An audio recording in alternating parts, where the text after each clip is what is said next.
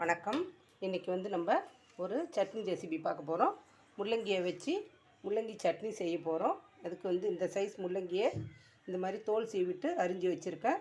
ஒரு வெங்காயம் கொஞ்சம் பெருசாக அரிஞ்சிருக்கேன். ஒரு தக்காளி, ஒரு 4 காஞ்ச மிளகா, உங்களுக்கு காரத்துக்கு தகுந்த மாதிரி ஒரு கொத்து கொழுந்து கருவேப்பிலை, ஒரு 2 ஸ்பூன் அளவு கடலைப்பருப்பு.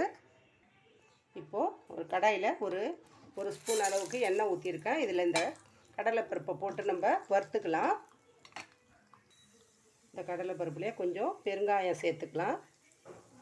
இதில் நம்ம தேவையான அந்த 4 மிளகாய் சேர்த்துக்கலாம். இதில் நீங்கள் காரத்துக்கு உங்களுக்கு தேவைப்படுற அளவு சேர்த்துக்கலாம். பச்சை மிளகா கூட 2 சேர்த்துக்கிட்டு இந்த வரமிளகா 2 அப்படியும் நீங்கள் சேர்த்துக்கலாம், காரத்துக்கு தகுந்த மாதிரி.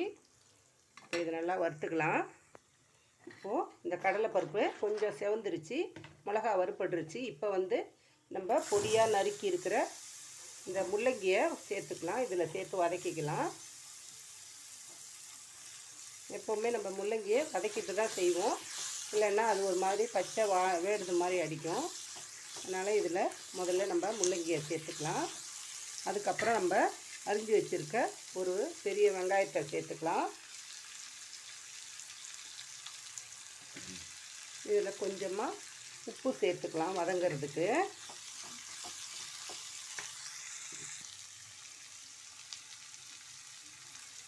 உப்பு போட்டு வதக்கும்போது கொஞ்சம் சீக்கிரம் வதங்கிடும்.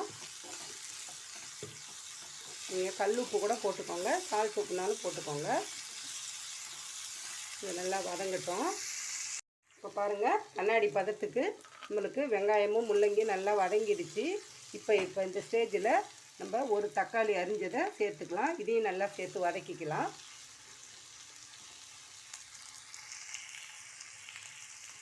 இப்போது கொஞ்சமாக கருவேப்பிலை போட்டுக்கலாம். இப்போ வதக்கி விட்டுட்டு அடுப்பை ஆஃப் பண்ணி வச்சுக்கலாம். நல்லா ஆறட்டும். இந்த கருவேப்பிலையும் சேர்த்து கொஞ்சம் ஒரு வதக்கிக்கலாம்.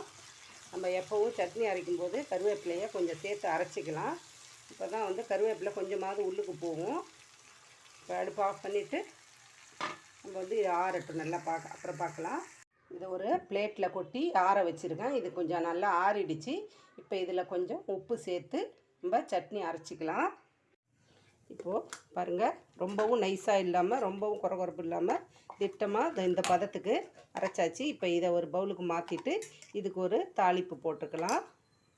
இப்போது அதே கடாயில் ஒரு ஸ்பூன் எண்ணெய் ஊற்றிட்டேன். கடுகு, உளுந்து, பெருங்காயம் முதல்ல தாளிச்சிட்டோம். அதனால் கொஞ்சமாக கருவேப்பிலை, ஒரு 7 மிளகா, இதை பொரிஞ்ச உடனே எடுத்து சட்னியில் சேர்த்துக்கலாம். பாருங்கள், சட்னி நல்லா பொரிஞ்சிடுச்சு. இப்போ நம்ம இதை எடுத்து மாற்றிக்கலாம். அவ்வளோதான், நம்மளுக்கு முள்ளங்கி சட்னி ரெடி ஆகிடுச்சு. தோசையும் முள்ளங்கி சட்னியும் சூப்பராக ரெடி ஆகிடுச்சு. கண்டிப்பாக இந்த பதிவு பிடிச்சிருக்குன்னு நினைக்கிறேன். பிடிச்சிருந்துச்சுன்னா லைக் பண்ணுங்கள், ஷேர் பண்ணுங்கள். கதம்பம் 2.0 சப்ஸ்கிரைப் பண்ணுங்கள். பக்கத்தில் இருக்க பெல் ஐகானை அழுத்துங்க. வாழ்க வளமுடன், நாளும் நலமுடன்.